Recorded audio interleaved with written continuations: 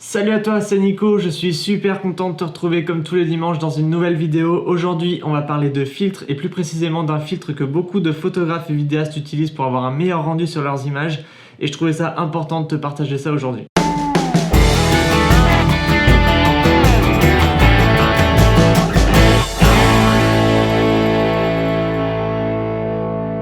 Alors parmi les filtres qui peuvent exister dans le sac d'un photographe, on retrouve très souvent le filtre polarisant qui a la particularité de limiter les reflets par exemple sur les vitres ou sur l'eau et d'augmenter le contraste sur les images, notamment en extérieur. Ensuite, il y a l'incontournable filtre ND ou filtre à densité neutre qu'on retrouve très souvent aussi dans le sac d'un photographe. Donc ce filtre ND peut avoir plusieurs intensités, il peut être variable ou fixe et son rôle à lui ça va être de bloquer les entrées de lumière. Il peut être utilisé par exemple en photo pour faire des poses longues de jour, exemple en image juste maintenant, et également en vidéo lorsque tu shootes une scène et qu'elle est trop claire. Malheureusement, j'ai pas d'exemple vidéo à te montrer parce que le filtre que j'utilise, qui est juste ici, est un filtre ND 1000. Donc il y a plusieurs intensités, ça va je crois de 1 à... ça s'arrête plus après, c'est tellement impressionnant. Mais en gros, plus le chiffre est faible, plus ça va laisser passer la lumière, moins l'effet sera dense. Mais ce genre de filtre peut être extrêmement utile dans le cas où tu shootes une scène en extérieur et que tu veux pas toucher ni à ta vitesse d'obturation ni à ton ouverture et qu'il y a beaucoup trop de lumière qui rentre sur ton capteur, tu peux mettre ce genre de filtre sur ton objectif et la lumière sera un peu plus atténuée. D'ailleurs, je ferai sûrement une autre vidéo pour expliquer plus en détail comment utiliser ce genre de filtre, que ce soit des filtres ND ou des filtres polarisants en photo. Donc si ça t'intéresse, je t'encourage à venir t'abonner à la chaîne pour ne rien louper de tout ça le jour où ça sortira. Mais pour aujourd'hui, on va parler d'un autre type de filtre qui est beaucoup utilisé chez les photographes et encore plus chez les vidéastes. Il s'agit du Black Pro Mist qui est un filtre de diffusion. Alors moi j'utilise le filtre de la marque Tiffen qui est une des seules marques au monde à proposer ce type de filtre et qui est une marque référence aussi en termes de filtre pour les appareils photo. J'ai trouvé qu'une seule autre marque qui propose ce type de filtre Pro Mist qui est KNF Concept, qui est également une très bonne marque, mais moi j'étais plus convaincu par Tiffen que KNF, donc ça me paraissait un petit peu meilleur sur les reviews que j'ai regardé, donc j'ai décidé de partir chez Tiffen. Alors un petit peu dans le même principe que le filtre ND, le Black Pro Mist va avoir plusieurs intensités sur son effet. Ça va aller de 1/8 à 3, 4 ou 5, je sais plus, en passant par 1/4, 1/2, 1, 2, 3, 4, 5. Et en gros, ce qu'il faut retenir de ça, c'est que ce chiffre représente l'intensité du filtre. Donc plus il est gros, plus le filtre sera intense. Donc personnellement, ce que j'utilise, c'est le Black Pro Mist 1/4 qui m'a l'air d'être un bon compromis. C'est pas le plus intense, mais c'est pas le moins intense non plus. Je voulais pas quelque chose de trop prononcé. Donc j'hésitais un petit peu entre 1/2 et 1/4. J'ai regardé beaucoup de reviews et pour au final me laisser tenter par le 1/4 car je trouvais le 1/2 un peu trop prononcé pour le coup. Donc tout ça c'est bien, mais à quoi ça sert exactement ? Donc dans Black Pro Mist, on a le mot mist qui veut dire en anglais brume. Et ce filtre va être utilisé lorsqu'il y a par exemple des lumières en arrière-plan et qu'on veut limiter un petit peu cet effet d'éblouissement. Ça va un petit peu plus lisser la lumière, rendant un style un peu plus dreamy, un peu plus soft, un peu plus léger quoi. Donc je te montre plusieurs exemples à l'écran en ce moment.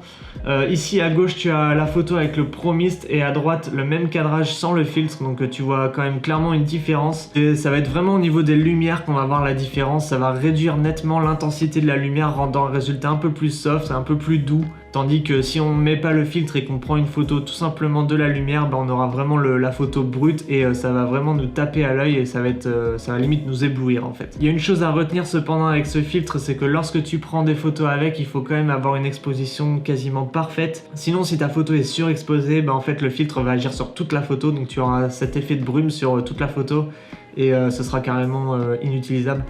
Donc assure-toi à bien exposer ton image pour que le filtre ressorte vraiment sur les zones les plus claires de ton cadrage. Donc un autre exemple cette fois-ci en vidéo, on aperçoit plusieurs sources de lumière dans mon cadrage. Là je te mets une bougie par exemple, mais je te fais défiler d'autres types de cadrage que j'ai pu faire en testant ce filtre.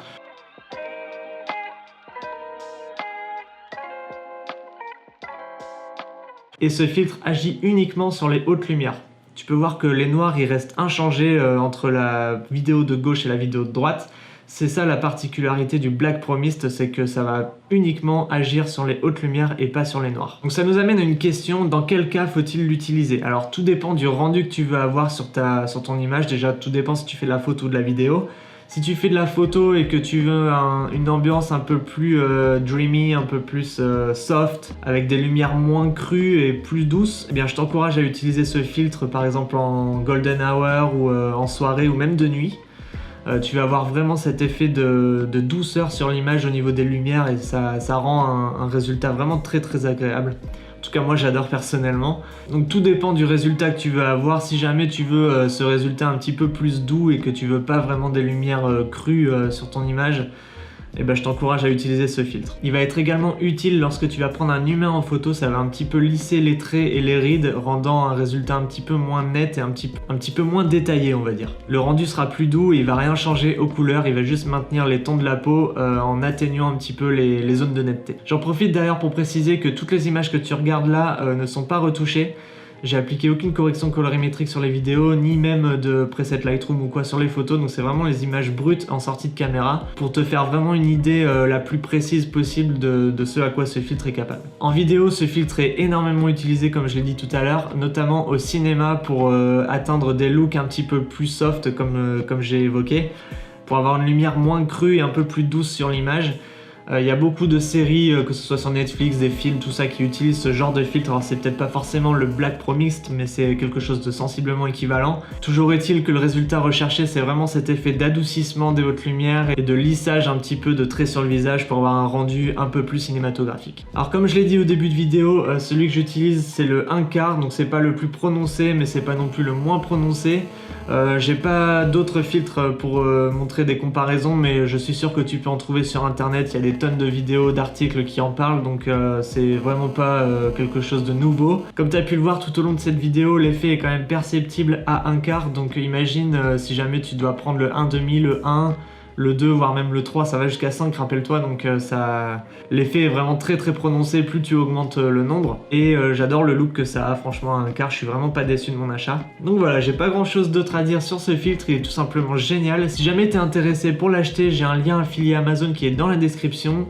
Tu n'as rien à payer en plus et ça aide à soutenir la chaîne, donc si jamais t'es intéressé, je t'encourage à utiliser ce lien, il n'y a pas de problème. N'hésite pas à me dire ce que tu penses de ce filtre, est-ce que tu l'as déjà essayé, n'hésite pas à me faire tes retours sur ça, il n'y a pas de problème, on en débat dans les commentaires juste en bas. Pour ma part c'est un grand oui, j'ai hâte de l'utiliser, que ce soit en photo et en vidéo sur mes futurs projets, et en plus de ça il est garanti 10 ans, donc il devrait rester un bon paquet de temps dans mon sac. Dans le cas où tu regardes cette vidéo en cherchant des avis sur ce filtre, j'espère que tu as trouvé les réponses à tes questions et que tu as appris quelque chose. Si cette vidéo t'a plu, n'hésite pas à me le faire savoir, tu sais comment faire. Tu peux également t'abonner à la chaîne si c'est pas déjà fait, c'est gratuit et ça me fera super plaisir. Quant à moi, je te dis à dimanche prochain pour une nouvelle vidéo. Ciao!